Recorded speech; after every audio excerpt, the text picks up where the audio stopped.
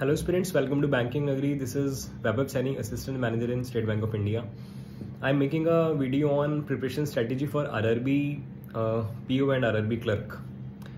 Firstly, it's my humble request to all of you, subscribe the channel. I am providing you guidance regarding the examinations. So at least subscribe the channel and share in your study groups. तो पहले आप subscribe करो, तब मैं आगे बढ़ता हूँ. ठीक है, I hope आपने कर लिया होगा. देखो आरआरबी का थोड़ा सा आपने देखा ही होगा, अगर आप दूसरे कॉम्पिटिटिव एग्जाम्स की तैयारी कर रहे हो बैंकिंग की, थोड़ा सा इसका आपका जो यू कैन से पैटर्न है वो डिफरेंट है. सबसे पहला बेनिफिट तो उन बच्चों के साथ है जिनको इंग्लिश से प्रॉब्लम है, क्योंकि इसमें इंग्लिश का निशान नामो निशान अगर आप कहें तो नहीं है. मेंस में भी आपके पास ऑप्शन होता है यू कैन से हिंदी और इंग्लिश में, तो आप हिंदी अटेम्प्ट कर सकते हो, और प्री में तो केवल रीजनिंग और क्वांट्स होता है. एक और चीज़ मैं ऐड ऑन कर देता हूँ. 3 साल पहले मैंने आरआरबी पीओ भी क्लियर किया था, प्री मेंस इंटरव्यू, और आरआरबी क्लर्क भी क्लियर किया था, प्री एंड मेंस. दोनों सिलेक्शंस मेरे हुए थे. उस बेस पे मैं आपको गाइड कर रहा हूँ. ठीक है, सो पहला देखो मैं सेक्शन वाइज चलता हूँ. पहले आपको सेक्शन वाइज, आपको सब्जेक्ट वाइज बता देता हूँ करना क्या क्या है. अगर हम पजल्स की बात करें, अगर आप अभी फ्रेशर हैं और या अगर आप रिपीटर भी हैं, तो डेली की एटलीस्ट आपको 10 पजल्स करनी है मिनिमम. मैक्सिमम जितनी कर सके उतनी अच्छा है, बट मिनिमम 10 पजल्स आपको करनी है.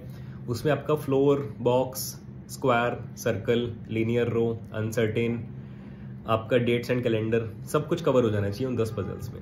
ये नहीं कि आपने 5 सर्कल की कर ली, 5 स्क्वायर की कर ली, उसमें मज़ा नहीं है. आपको 10 पजल करनी है और कोशिश करो हर पजल अलग टाइप की करो.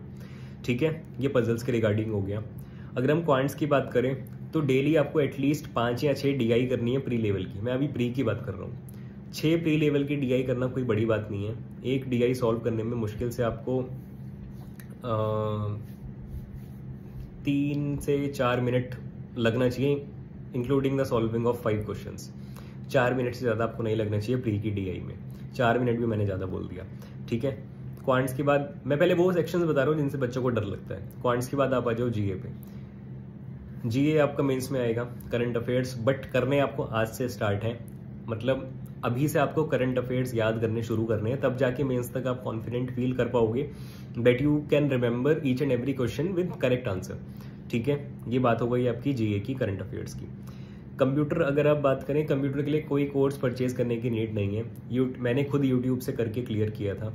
यूट्यूब पे बहुत वीडियोस अवेलेबल हैं. आपको करना क्या है, आपको शॉर्ट नोट्स बनाने पड़ेंगे कंप्यूटर के. मैंने भी बनाए थे. नोट्स बनाओ, मल्टीपल टाइम्स रिवाइज करो, और ये टारगेट कर लो कंप्यूटर में तो जहाँ से जो मिल रहा है रोज आधा घंटा कंप्यूटर के नाम का निकाल लो. अभी से निकालना शुरू कर दो, आधा घंटा.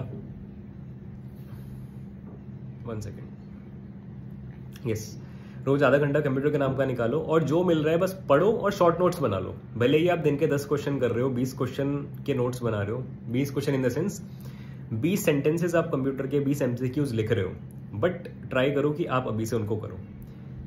ये थोड़ी सी सेक्शन वाइज बात हो गई जहां पे आपको डर लगता है. अब सीधा मेंस प्रीलिम्स पे आते हैं. आपके 2 सेक्शंस हैं, रीजनिंग एंड क्वांट्स. आप एक टोटल आपको टाइम मिलेगा 45 मिनट का, और आपके 40 क्वेश्चन आएंगे रीजनिंग के 40 मार्क्स के, 40 क्वेश्चन आएंगे आपके क्वांट्स के 40 मार्क्स के. अब देखो मेरा टारगेट क्या रहता था, थोड़ा 3 साल पुरानी बात हो गई है, मैं थोड़ा सा मेमोरी हिल गई है, बट जितना मुझे याद है मेंस में तो मुझे अच्छे से याद है. सेक्शन आप स्विच कर सकते हो, जब मन करे क्वांट्स कर लो, जब मन करे रीजनिंग पे आ जाओ, जब मन करे क्वांट्स पे वापस चले जाओ. If I am not wrong, prelims में भी ऐसा ही है, क्योंकि टोटल टाइम 45 मिनट का है. जब जो मन करे आप वो अटेम्प्ट कर सकते हो. मेरा टारगेट क्या रहता था, रीजनिंग का पहले आसान वाला पोर्शन अटेम्प्ट कर लिया. मैंने थोड़ा सा लास्ट ईयर का पेपर एनालाइज करा है. उसमें 40 में से 15 मार्क्स की आपकी मिसलेनियस आई थी. अगर मैं आपको बताऊं, उस मिसलेनियस में 3 सिलोगिज्म के क्वेश्चन थे, 3 इनइक्वालिटीज थी, एक अल्फा न्यूमरिक था, 5 क्वेश्चन चाइनीज कोडिंग डिकोडिंग के थे, 3 डायरेक्शन के थे. टोटल मिला के 15 क्वेश्चन, 15 मार्क्स. और इन 15 मार्क्स को अचीव करने में आपको 9 से 10 मिनट से ज़्यादा नहीं लगने चाहिए. ठीक है, वो आप तब कर पाओगे 9 मिनट में जब आपको ये पता होगा चाइनीज कोडिंग डिकोडिंग का शॉर्टकट क्या होता है, कैसे शॉर्टकट से कर सकते हैं. ठीक है, मेन इसमें यही बात थी कि इसके शॉर्टकट आपको एटलीस्ट पता होना चाहिए.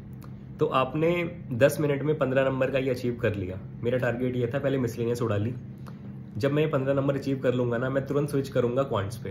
क्वांट्स में भी आपको ऐसा ही पोर्शन मिलेगा जो कि अराउंड आपका आया था। देखो क्वांट्स का डुएबल पोर्शन बताता हूँ।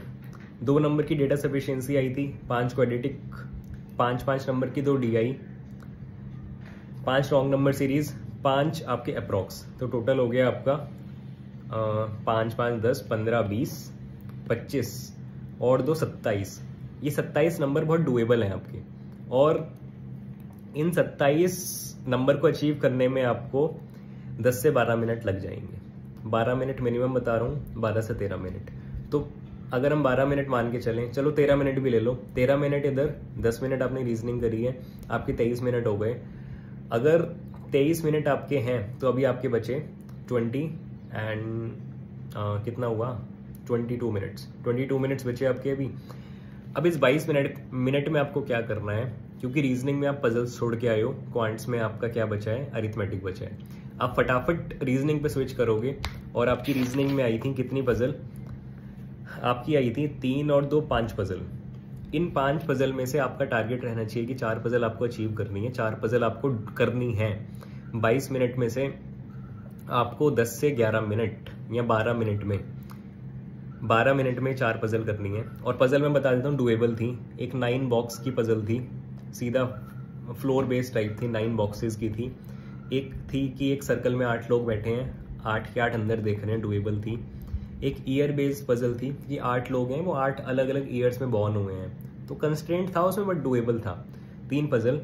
और एक पजल आपकी अनसर्टेन थी कि एक लीनियर रो है, उसमें अनसर्टेन नंबर ऑफ पीपल बैठे हैं, वो भी डुएबल है प्री में अगर देखा जाए तो। 5वीं जो पजल थी वो डुएबल नहीं थी। वो आपका यहाँ पे मैटर करता है आपका स्टेट ऑफ माइंड कि आपको फिल्टर करना है कौन सी पजल मुझे नहीं करनी है। मैं आपको बताता हूँ वो क्या थी। वो पजल ये थी, 7 आदमी हैं, वो अलग अलग फ्लोर्स पे रहते हैं और अलग अलग कंट्री को बिलोंग करते हैं। तो 2 कंस्टेंट आपके पास हैं, फ्लोर्स भी हैं और आपके पास कंट्रीज भी हैं। तो थोड़ा सा ज़्यादा टाइम कंज्यूम होगा, आपको देखते ही पता लग जाना चाहिए। ठीक है, 22 मिनट्स में से आपने 10 मिनट में ये पजल्स कर ली 4, और प्री की पजल को करने में 2.5 मिनट से ज़्यादा आपको नहीं लगना चाहिए, तो आराम से कर लोगे। अब इतना करने के बाद आपके पास 10 मिनट बचे हैं और आपके पास अरिथमेटिक के 12 क्वेश्चन आए थे, 11 से 12। अब इस 10 मिनट में आपका टारगेट ये रहना चाहिए कि इन 11 से 12 अरिथमेटिक के क्वेश्चंस में से आपके कम से कम 5 या 6 अटेम्प्ट हो जाए। अब मैं आपको ये बताता हूँ क्वेश्चंस कौन से आए थे और डुएबल कौन से थे और डुएबल कौन से नहीं थे। एक क्वेश्चन पार्टनरशिप का था, वो डुएबल था। एज का क्वेश्चन था, वो भी डुएबल था। एक सिंपल इंटरेस्ट कंपाउंड इंटरेस्ट का मिक्स करके आया था, ठीक है, कॉम्बिनेशन में, वो डुएबल था। मिक्सचर का क्वेश्चन डुएबल था। मेंजुरेशन का आया था, वो डुएबल था। बोर्ड एंड स्ट्रीम का था, वो डुएबल था। टाइम एंड वर्क डुएबल था। प्रॉफिट लॉस डुएबल नहीं था। और एवरेज के 2 क्वेश्चन आए थे, एक डुएबल था, दूसरा डुएबल नहीं था। तो ये फिल्टर आपको करना है। 10 मिनट में से 5 क्वेश्चन आपने कर लिए ना विद इन 5 मिनट्स, तो भी आपके पास 5 मिनट का टाइम बचेगा। अब इस 5 मिनट में आपको ये सोचना है कि आपको अरिथमेटिक करनी है या जो एक पजल आपने छोड़ी है वो करनी है। तो इस तरीके से आप अभी फिलहाल स्पीड टेस्ट को अटेम्प्ट करो, मॉक्स को अटेम्प्ट करो, क्योंकि पता है मैटर क्या करता है यार, आपको फाइनल परफॉर्म करना है आपके रियल एग्जाम में। अभी मॉक्स में अगर आपके 80 में से 79 मार्क्स भी आ रहे हैं ना, तो वो मैटर नहीं करता। मैटर ये करता है कि जो कट ऑफ अगर एनालाइज में करूं, क्लैरिकल की आरआरबी क्लर्क की cut off out of 80 75 plus ही जाती है। इतना आप लेके चलो कि 75 आपको लाने पड़ेंगे, पेपर इजी आता है। और अगर आप आरआरबी पीओ की बात करो तो आउट ऑफ 80 60 से 65 के बीच में एटलीस्ट आपको लाने पड़ेंगे, इतनी कट ऑफ जाती है। कोशिश करनी है कि 70 प्लस 65 प्लस आप लेके आओ पीओ में, और टारगेट हमेशा पीओ को करो, तब जाके क्लर्क निकलेगा। ठीक है, मैं नहीं कह रहा क्लर्क निकलेगा, बट पीओ को टारगेट करोगे ना तो पीओ तो निकलेगा ही निकलेगा, आपका क्लर्क भी निकलेगा। अगर आप क्लर्क को टारगेट करके चलोगे तो पीओ के लिए आप नहीं बने हो, पीओ आप नहीं अचीव कर पाओगे।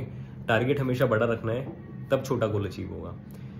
ठीक है, तो आपका प्रिपरेशन स्ट्रैटेजी ये होनी चाहिए कि पेपर को अटेम्प्ट करना कैसे है, तब जाके आप आज की डेट में मॉक को सही से अटेम्प्ट कर पाओगे, तब जाके आप आज सही से पढ़ पाओगे कि आपको पढ़ना क्या है।